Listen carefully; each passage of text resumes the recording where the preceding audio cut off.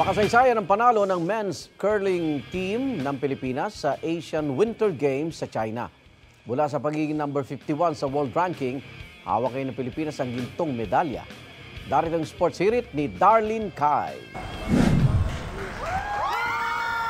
Umukit ng kasaysayan ng Philippine men's curling team nang makuha ang kauna-unahang Winter Games medal ng Pilipinas sa 9th Asian Winter Games sa Harbin, China.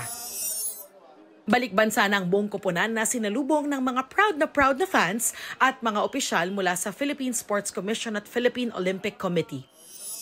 Hindi raw sila makapaniwala sa nakamit na tagumpay, lalo't mula sa number 51 sa world rankings, hawak ngayon ng Pilipinas ang gintong medalya. This is an absolute historic win. We went into that tournament with high ambitions. We didn't expect to get so far, but we could manage to pull out the gold, and that's unbelievable. The impact with the crowd and the friendly people over there, that was such amazing. It's just amazing. Again, we won the game after the last stone and...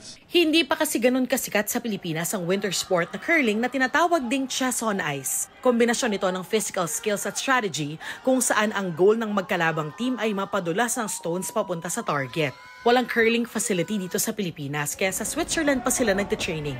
Kaya panawagan nila magkaroon na sana ng curling facility dito. We will request expenses. Sobrang gastos nito, hindi biro to. We really need that financial support to sustain even the developmental stage. We hope that they would learn to love floor curling, and hopefully that would be the jump-off point for these floor curlers to become actual ice curlers in the future. Inaasikaso na raw ng POC ang courtesy call ng Curling Pilipinas sa Malacanang. Magbabalik training agad ang curling athletes bilang paghahanda sa pre-Olympic qualifying event para magtuloy-tuloy na ang kanilang laban hanggang sa 2026 Winter Olympics.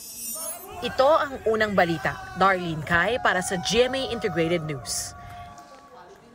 Igan, mauna ka sa mga balita, mag-subscribe na sa GMA Integrated News sa YouTube para sa iba't ibang ulat sa ating bansa.